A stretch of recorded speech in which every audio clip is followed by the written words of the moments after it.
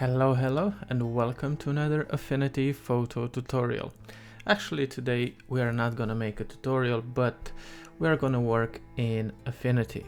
I had a client last week on Fiverr and he wanted to learn a bit Affinity Photo and go through different types of editing. And while doing that, I realized that actually, I haven't used a lot of filters that we have in Affinity. So today I opened an image. I want to go with you through, whatever filters I will be able to find that will spark my imagination or creativity. So let's begin. I took this image in York last year and we're gonna use it for our purpose. Let's go ahead and look at what we can find. So I have blur, average, Gaussian, diffuse, box, motion blur, maximum blur. I haven't used this too. So maximum blur, minimum blur, and bilateral blur. Oh, okay, let's see. So this is maximum blur. Let's see what it's doing.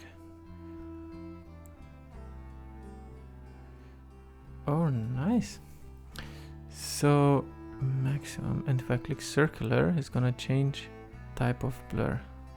Okay, so this gives me a very nice effect. So this is maximum blur. Let's click cancel. And what I'm gonna do is I'm gonna duplicate the image so we can have, this is maximum blur. Or should we save it? Nah, just go. Let's go and have a look through the filters that we have. Minimum blur. Let's see what this will do. All right. So the maximum is gonna bring the highlights on.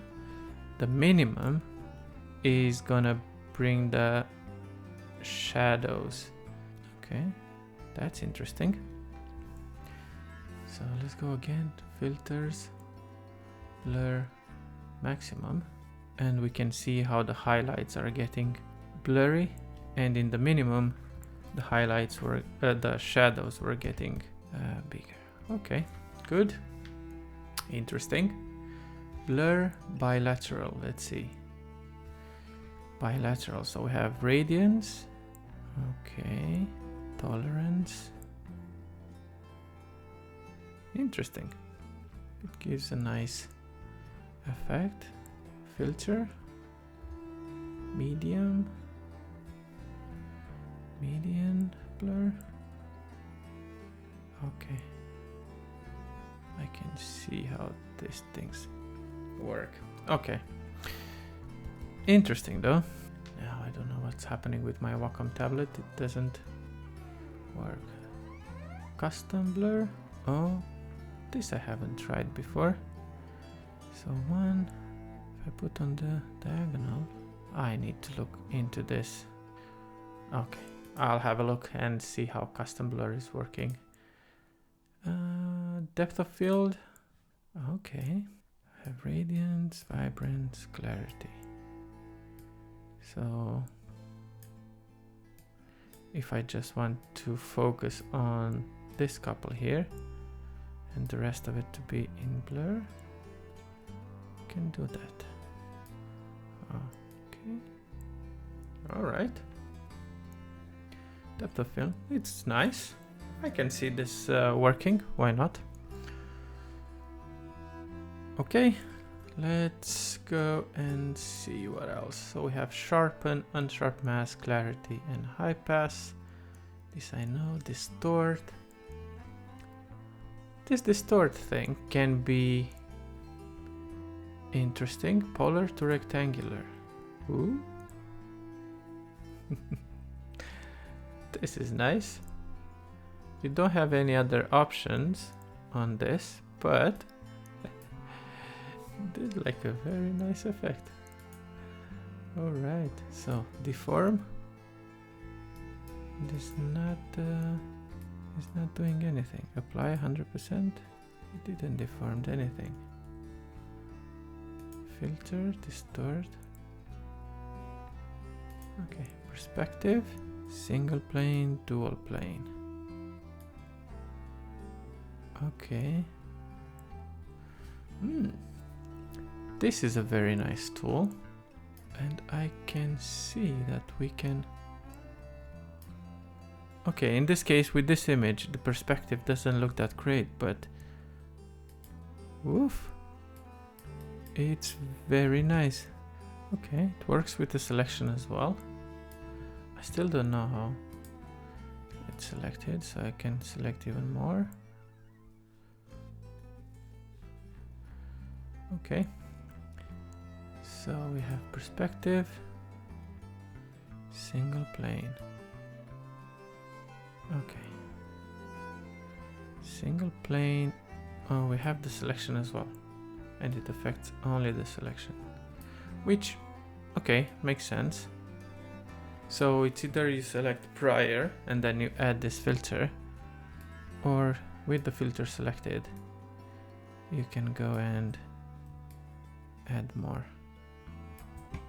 So let's go back to duplicate.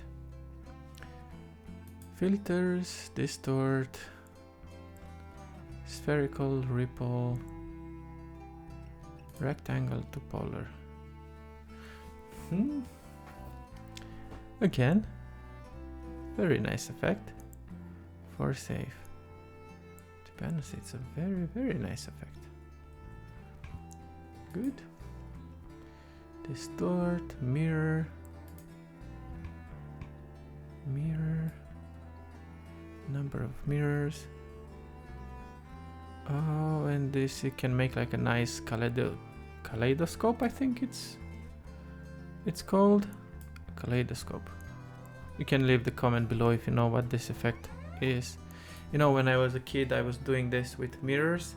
So I put like 3 or 4 mirrors like this, and you look through it and everything was like bouncing, all the reflections were bouncing through the mirrors, and then you could see this type of effect. Or there was a toy, I don't know if you have it now, there was a toy where you had in front and you move it and it generates different types of effects like this. Which again, oh, this is really nice. And to be honest, we can use this one as a thumbnail for this video. That's it.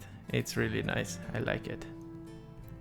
I really like it. So let's put this thumbnail. Okay. I'm gonna lock it, hide it. I'm gonna duplicate this image. And let's go faster. So we have distort. What's this? Affine. Affine. Oh, I think I know. It repeats the image, so you have the scale. So we don't. Let's put like 50% scale here and 50% scale here. Ah, nice. And basically it generates like multiple, so you can. This is interesting when you want to make a pattern out of something. So if I put like, for example, here 10 and 10, you can see that it generates a pattern. And of course you can offset it until you reach the proper positioning. Wrap, mirror. Mirror is nice as well. Repeat. Full. Interesting. Interesting. Let's see what else we have. Distort, equations.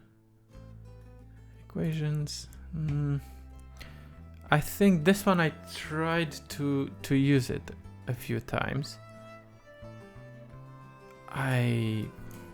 X equal 12. I should put something 1. Y equals 2. Full. If you know how to use equations in Affinity Photo, please drop a message below and let me know what I'm doing wrong. Do I need like a scene of something? Or okie dokie, let's cancel this one. So we have distort, mesh warp. I don't see anything. Mesh warp. Okay. So you can warp your image only using this these handles. You can add more handles by double clicking. Okay, I can, oh, this is nice.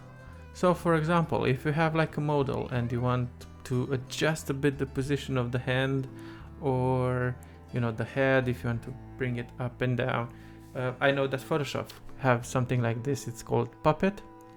But this one is actually really nice because you can, you know, let's say you want to move this tree a bit, move it like this, and then you start dragging. Nice. Really, really nice. I like it. I like it. I need to work it out. Nice. Okay. Do we do noise as well?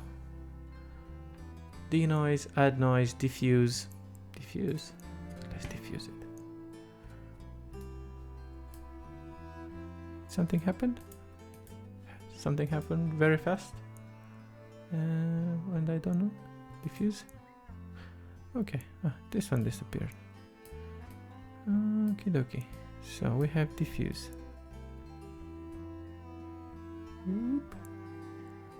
Okay, so it adds a lot of noise next to the pixels until you don't recognize it anymore. It looks like one of those windows which have like a privacy screen on. Okay, nice. Filter, noise, Perlin noise. Ooh.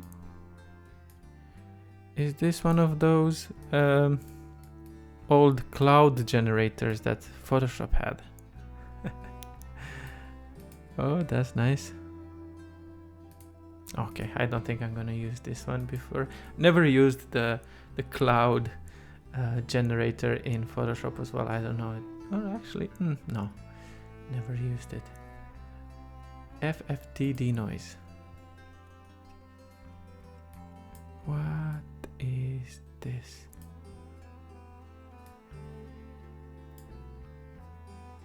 FFT denoise. Whoop.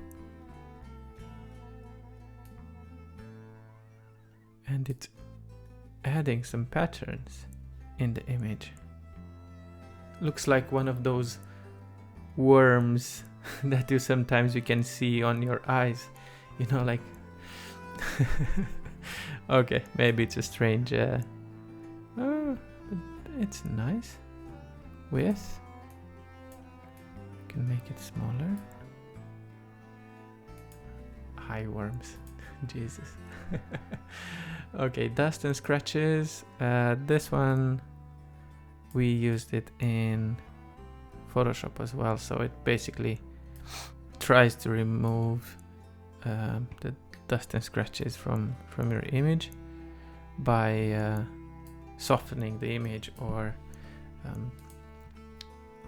adding some pixels, I think. The interlace even rows.